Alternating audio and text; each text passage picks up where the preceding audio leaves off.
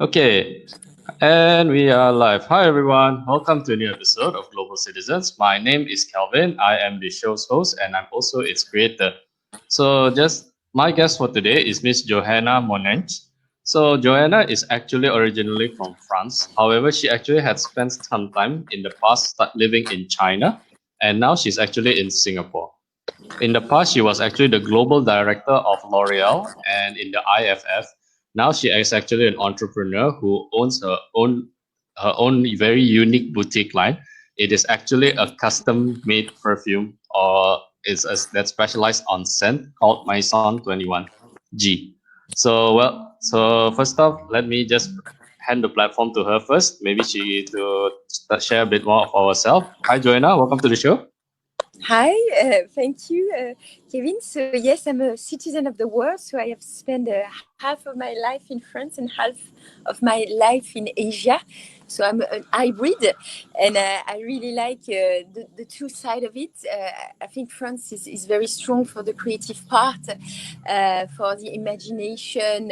We love to discover new things, and I think Asia is very great for innovation and implement new things. In a way, France is a bit more traditional, that you can go much faster in Asia, where people are really open, are learning very fast, are eager to try new things, when it's more difficult in Europe to change things and to change the mentality of the people. So I think it's the two good sides. I want to bring the creativity in Asia and really speed up the development of new ideas with the agility of Asia and the open-mindedness of Asia. This is All right. how I see both sides. All right. Okay. I am glad you actually earlier mentioned that you are citizens of the world. So let me ask this. My first question is this: if you had to pick a rainforest cafe with an access to Wi-Fi in perhaps in countries like Maldives or Vietnam, Yeah, or a stable career whereby the office is 15 minutes away from your home to work, which one would you pick and why? I think I will pick up something close to my home because it's very important for me to always ally your private life and your work. I'm a work alcoholic, so I work a lot. So I don't want to spend time in commuting. So for me, when I arrive in the city, I first look where I'm going to work, and I position my home not too far. I saw so many people spending so much time in their car, in the subway, in the train, and I think it's you spoil your time in transportation, and for me, I want to be close to my family and close to my work. That's very important for me. All right. Okay, so I actually want to dive in now with your company name. I actually went to Google it. Maison is actually means house in French, right? Yeah, So absolutely. what inspires its name though? And this is something that is actually written in your LinkedIn. You want to make a collaboration between scent and technology. How do you feel Yeah. that Maison actually will pioneer this? So I'm going to tell you first a beautiful story that inspired me. It is said that when you die, you lose exactly 21 grams, and it's supposed to be the weight of your soul coming out of your body. So I really do Okay. believe there is something, after life we're animated by a soul. And my purpose is really to encapsulate the scent of your soul of each individual in a 21-gram bottle. So this is the tagline of my brand, because I think today the perfume industry is in a monopoly. It's managed by five big groups that own 80% of the market. So there is no more innovation. There is no more creativity. We are not entitled, to push the boundaries, because when you are in a monopoly, you're losing something. So it's why I want to shake, the trees and be, the story of Levi and Goliath. I want to be the little Levi and shake the big Goliath, because I lose the soul of my work. I've been trained as a nose. All my life, I've developed beautiful scent, and the end of my life in the corporate life, I lost this soul. I was not proud about what I was creating. I think we give less and less quality to people. We are putting more and more synthetic ingredient. There is no sustainability approach what we do.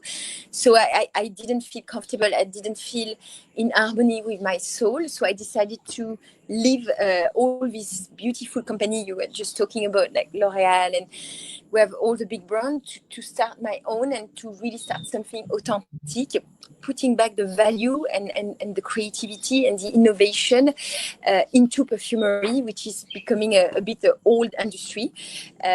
So then it's why I've brought also the technology. So it could be another question, but that's really the explanation of my brand. It's to bring back the soul of perfumery into perfumery, but also to get inspired by the soul of each individual to create magnificent scent every day. Okay, Like you this very actually answer. Your answer is actually jump ahead to my next question, but it's okay. It's actually appreciated. Okay, so so okay, do you have okay? So having lived half of your life in France and half of your life in Asia, right? So my question is this now: as a citizens of France who has spent a life outside of the country, how would you describe French citizens and in a way that would break a racial stereotype? The reason being why I ask this is because when you see a media, maybe when they portraying a French citizens, well, I don't think they intentionally do it. But the thing is because when you try to appeal to your own local media, for somebody who is of foreign born could be not be portrayed in the most positive light. How would you describe a citizens of France by yourself as a local?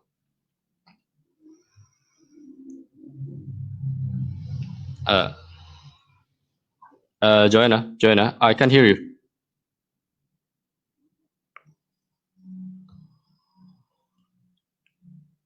No, I can hear you.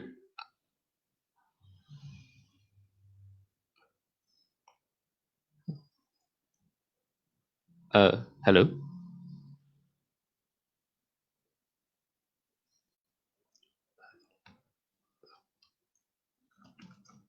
Can you hear me, Joanna? Oh, oh. Oh, okay. Apologies, guys. I think Joanna lost her signal a bit. Just give her a few minutes. I will bring her back in. Yeah.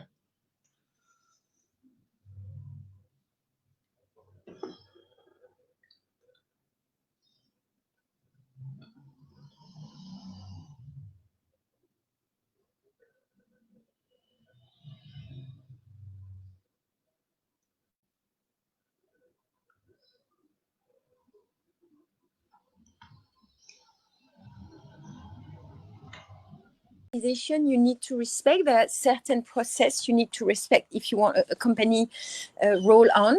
It doesn't impede you to come with new idea, to talk to your direct manager. I love people we come and try to improve things and just doing the duty that is given to them. And it's really a culture you should implement from small startup to SME to big company. And it's a bit what you're losing when you become too big. Like people doesn't have the right to express themselves. To they see a problem and they cannot change it. So it's what I saw in the corporate world. You are more risk averse, and you don't want to take any decision that can put the company at risk. But it's the same in your private life. Sometimes you need to take risk, to move. When you move to a country to take a new job, you leave what you know. So you always need a minimum of risk if you want to make your life evolving. And it's the same with a company. So if you're aiming at zero risk, it's completely stupid. You will go nowhere. So it's how you calculate the impact of the risk and the decision you take. But for me, definitely it's something that Asians should progress on. The raise question, understand the why they're doing things and not just being given task and fulfilling task. And I think you will develop yourself also, trying to do things outside of your task, understanding what the other are doing around you and how you are connected to them. What do you bring in the organization? So the why of each individual in an organization is very important. And it's how you build the cement and the spirit and the soul of your company. As you were talking about micromanagement, for me, it's the biggest challenge when you manage a young crew. I used to work with very top executive people before in my corporate life, and today I work with younger crew, because I have a lot of millennials who love my brand. And it's true, you tend to micromanage because they do more mistakes. So you need to be on their back, to see when there is a mistake on your website, the way they answer to customer. Like, there is little detail, especially when you build a luxury brand, you have to go into detail. So for me, a great leader, I'm talking for startup, and my past boss used to tell me that you should be able to zoom in everything, in every detail, and you need to have the ability to zoom out, to think about your vision, your mission, your strategy, the responsibility of each people, how you organize things. But still, you need to be able to deep dive into any kind of problem very fast. So you can't be just someone who oversees things. I think a good leader is someone who understands every point of the organization. It doesn't need, you need always to put your hand everywhere, but anyone can come to you and talk about his field, his problem, and you should be able to help him to find a solution. Not finding the solution, but helping the people to find the solution. Because if you just feed your people about what doing, you're not helping them to develop. You should give them the points to think the solution themselves. That's very important. But yeah, micromanagement is the biggest challenge for me in a startup, because there is a lot of mistake. You put things in place from scratch. When you arrive in a big organization, they are already processed.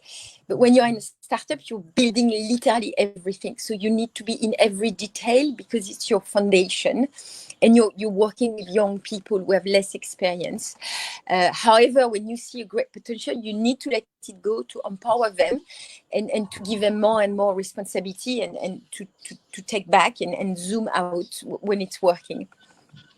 I hope it's clear, because No, it's it's a very, tough very clear. question. I actually, I actually loved what you said. The thing is because I believe a lot of management tend to not be able to let themselves go. Is that when they are inside one area, they have to completely focus on it to the point that they forget that this is for the well-being of an organization. But the thing is that what you said is actually something that is quite clear. Is that you need to know when to let go, when you need to be hands-on. Am I right to say that? Mm.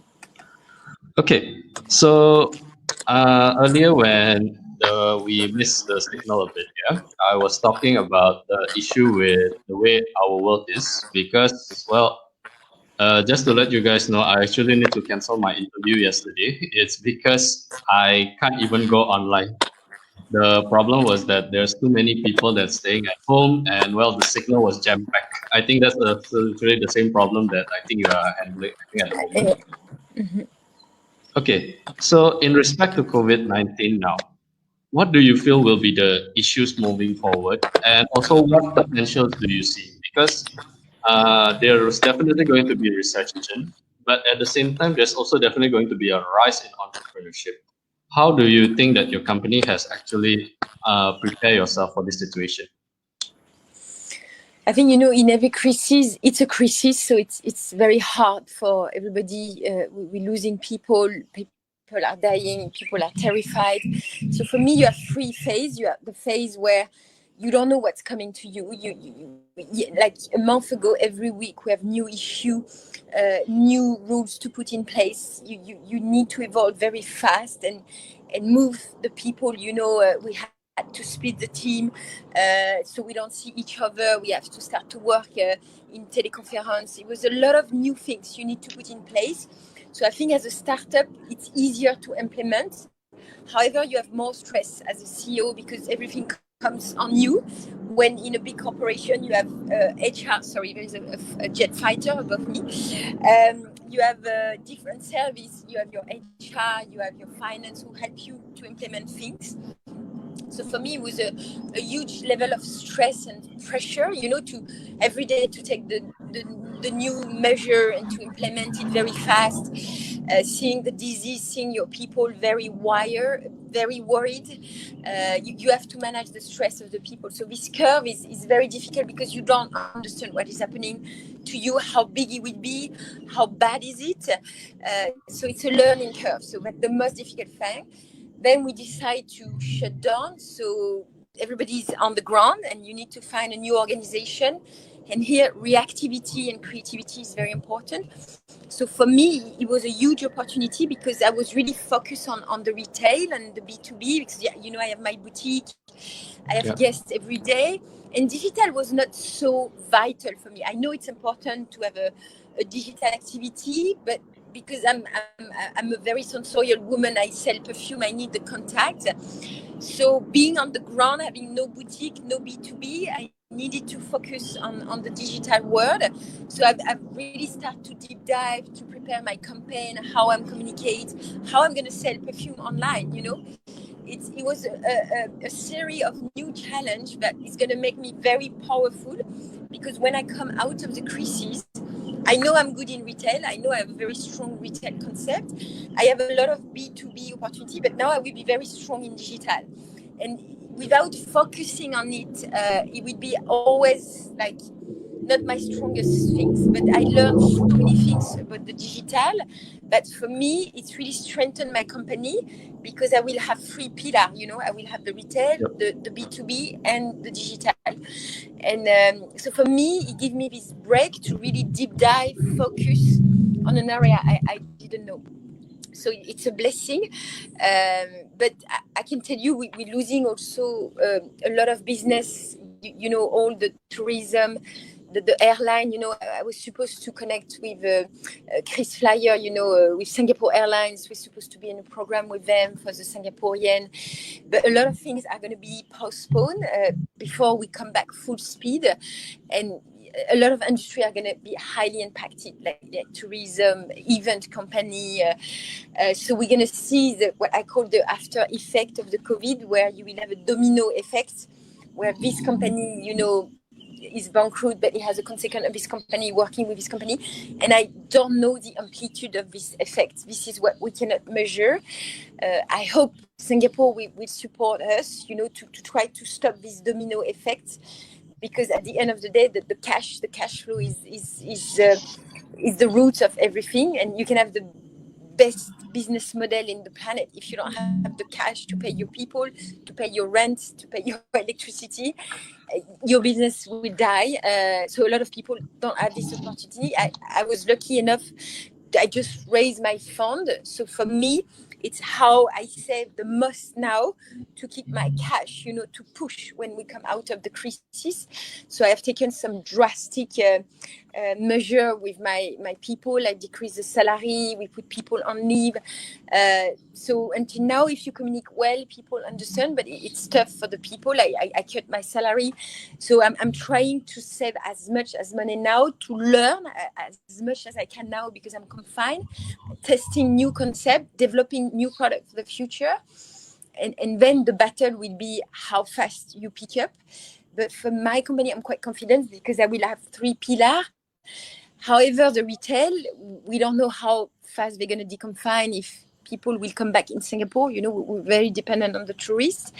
I think we are in a very healthy country, so we still have the Singaporean to consume, but Singapore needs the rest of the world, like most of the country. So this is for me the question mark.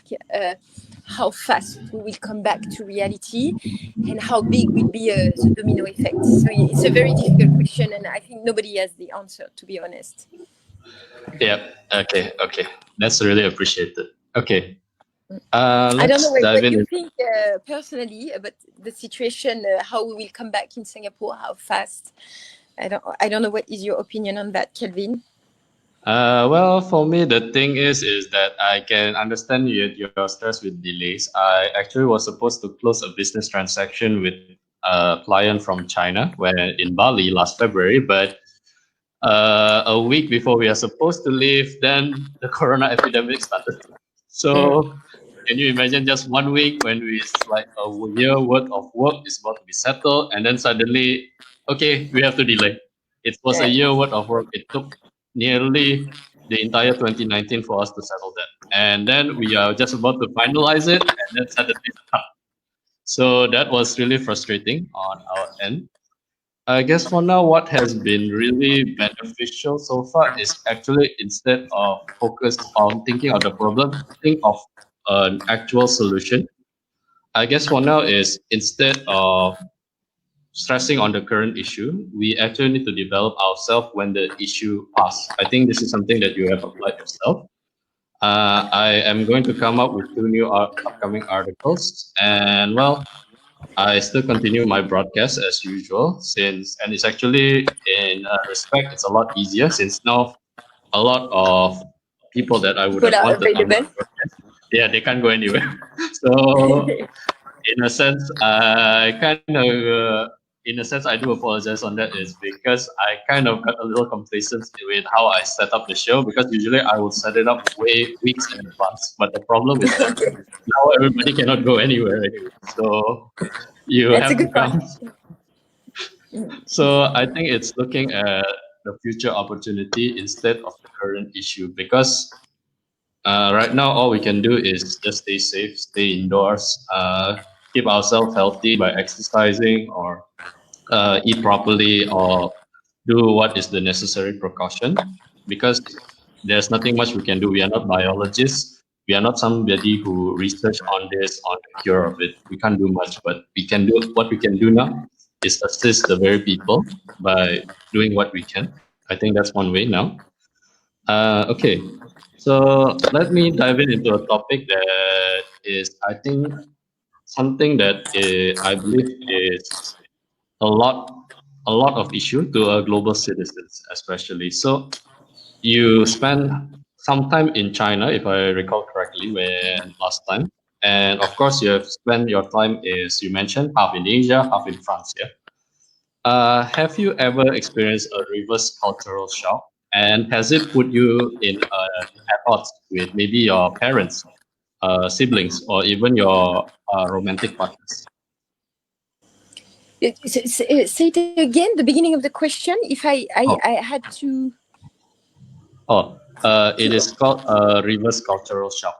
So because the thing is that when you have spent some time away from home and then suddenly you come back, suddenly Ah, everybody maybe some issues that at one point that maybe your family regard as extremely important, maybe to you it's like actually there's an easier solution to it because you have developed a different mindset from it.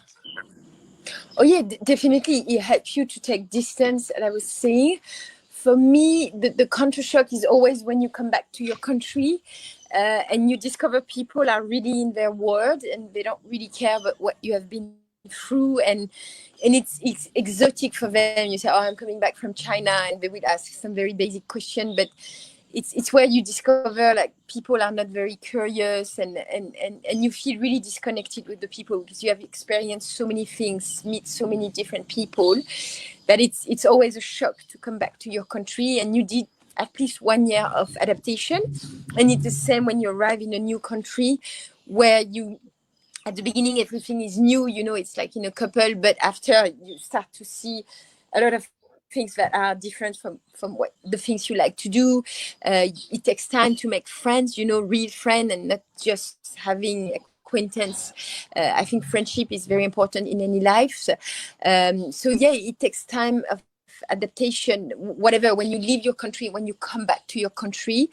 But nothing, that shocked me and put me apart from my parents, my sibling. No, I think everything could be overcome, and it's challenging, but it's I think you come back always richer in your head, and in with your experience, and you will find few people will be interested in what you have done, and you will see that it's improve your day-to-day practice, how you deal things, not in a tremendous way, but your way of thinking is much more agile. You adapt much faster to compare to other people. So it's you really develop your EQ, your emotional intelligence, compared to your IQ with all working very hard as a student. So I think I will have a much higher, people who travel, we work abroad, will have a much higher EQ, because you need a capacity of adaptation, of listening, of observing, that you don't need in your own culture. Okay. Have you ever okay, in my show I don't like to use the word failure. So have you ever experienced a important learning opportunity that it impacted you so much that even it affects the way you work, the way you manage? In terms, if I experience any failures in my life, Yes. Yeah, yeah, of but in course. my show I don't like to call it failure. I don't call it failure. I call it a learning No, opportunity. I think no, you don't have to be afraid of failure, Kelvin. It's when to walk you need to fail many times. When you're a little boy, you stand up, you fall, and you stand up, and it's failure to fall. It's part of life, and you have to accept it and to learn from it. The only problem is when you keep on doing the same thing over and over, and you're not trying to change it. So that become a real problem in your life. But doing mistake, not being successful in something you really wish, it's okay as soon as you reflect and you learn from it. So yeah, I have tons of, and the more things you do, the more risk you have to fail and to do mistakes. So I think only people we don't do anything cannot do mistakes. So do mistake, fail. It's good in your life. It will speed up your learning process, and it's try to not hurt people when you do mistake. But the only thing I will protect, not trying to have too big impact on other. And it's true, the more you grow in an organization, the more you have people depending on you, reporting to you. So when you do a failure, it has more impact.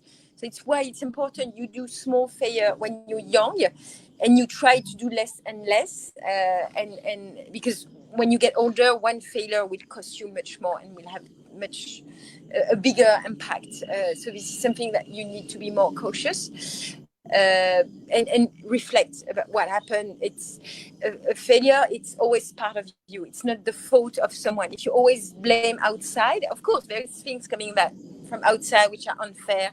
The COVID, there is a lot of parameter we don't control, but we control the way we analyze things. So there is always good learning in a failure or in a mistake, and this is where you need to reflect. Okay. Okay. Sorry. Okay. As an expatpreneur, yeah, what do you think are the kind of assistance that should be given when you first come into a new country? Because one idea I've ever had in my head is actually maybe conducted some kind of seminar, maybe like in order to explain to somebody who just come into a new country, maybe a group of them, to let's say to explain the behaviors of the locals, the current economies of the country. Because a lot of times when you want to expand, you might miss out on cultural differences. I think this has actually happened to Mercedes in the past because they didn't know that the climate in Asia does not benefit their vehicle, and in fact, their car broke down when they first expanded to Asia. Yeah, of course, there is some basics to learn, but I think when you come to a new country, what I do, I always read the history of the country. You have to understand where the people come from, and there are rules today in the country, but you have to understand the mechanic was push them to put these rules in place. It's like when you meet the people, you ask the person, where do you come from, what your parents are doing, what do you do in life. So I think it's just observing at the beginning, and if you can have some cultural course, that would be a tremendous help. Indeed, it could accelerate yourself, but just by observing, listening, not talking at the beginning but listening to people, you will learn a lot of things, and people usually are willing teach you things, to give you the rules. So just ask yourself, what should I do, what shouldn't do, because this is life, wherever you go. It's for companies, for yourself. When you travel as a tourist, there's a lot of things to respect if you go to Middle East, or if you go to India, you need to make your own study about the country. You can read. There is tons of information on internet. So I think it's personal curiosity. It's the same thing that in a friendship. When you meet a new person, you need to question the person about where does she come from, her value in life, what is important to her to respect. So a country is like a person for me. It's the same. I understand how you live, what are your rules, what are your value, and if I want to be friend with you, I adapt to you. So the first rule for me is to adapt to the rules of the country, and without questioning, because you are a foreigner, so you should adapt. Or if you're not happy, you go out. That's always when I say we have a lot of foreigners in France, and we are a very welcome territory, but some people keep on complaining, always taking. And I say, we welcome you, so you should respect the rule and the culture of the country. If you're not happy, you go back. And I think Singapore do really well. If you don't respect the rules here, you're not happy, and the door is wide open.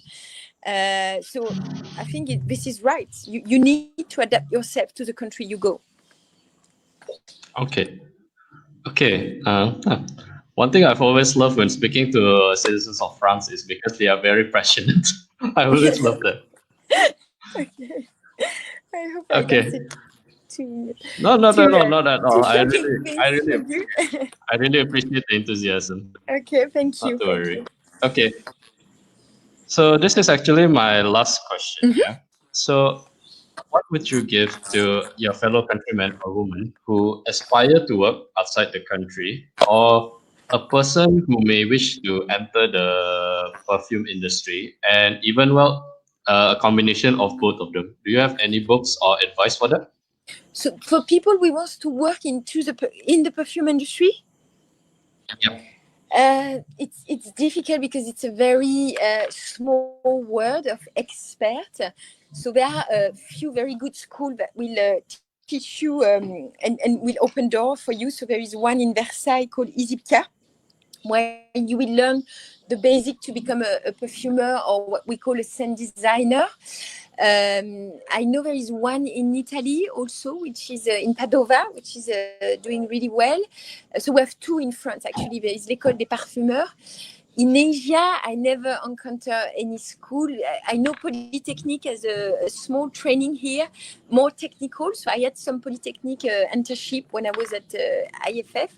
But really, if you want to learn about perfumery, my advice will be go to France and try to get into Isipka.